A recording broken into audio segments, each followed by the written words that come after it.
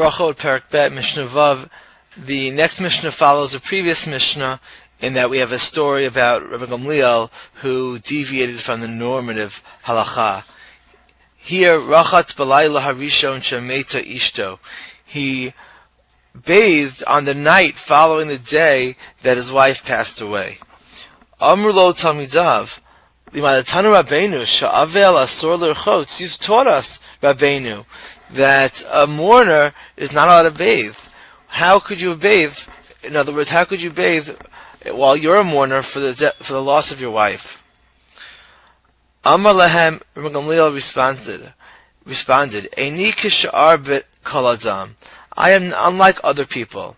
Istinis ani. I'm very delicate and sensitive, and therefore I am an exception to the rule, and I'm allowed to wash. Unlike the previous Mishnah where he was considered himself different and was machmir, here he's lenient and he's mekil to bathe on this night. Rabbi Gamliel, the Gemara says, assumed that this law of mourning was d'Rabbanan, and he felt therefore there's an exception for an istinus. Here also the story tells us that when it comes to this particular halacha, there's a subjectivity involved, and there's an exception for someone who is an istinus like Rabbi Gamliel. Mishnah Zayin continues on this theme of stories where Rabbi Gamliel deviated from the norm. This is the final one. Ukeshemet Tevi Avdo. When Tavi, his slave, passed away, Kibel alav Tanchumim. He received Nechama. He mourned for him like a regular mourner, sat Shiva seemingly. Amulo Tamidav, Limadatanu Rabbeinu. Didn't you teach us She'ein mekablen tanchumin al ha'avadim? Didn't you teach us that we don't mourn for slaves? There's no requirement of avelut, of shiva, for a slave who was not Jewish. Amar lahem, ein tevi avdi kishar kol ha'avadim. Tavi, my slave, is not like other slaves. Kasher haya. He was virtuous. And therefore, whereas when it comes to other slaves, there's no halacha of avelut, here, this person required me to go beyond the norm, beyond what's expected, to mourn for him because of his virtues, because he was such a remarkable and exceptional person.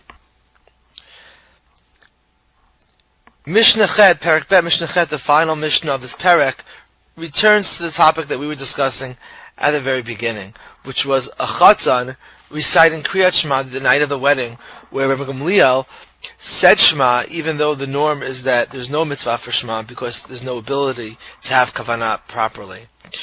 Here the final Mishnah concludes, Chatan imatza likrot Kriyat Shema laila rishon korei. The Tanakama, the Chachamim say that if a chatan wants to, he can say Shema on the very first night. He doesn't have to, but he may. Rabbi Shimon ben Gamliel Omer, Lo kol harotzeh litol et Hashem yitol. Rabbi Shimon ben Gamliel says, not so fast. Not everyone. It's not appropriate for everyone to do this. The norm is that you should not say Shema.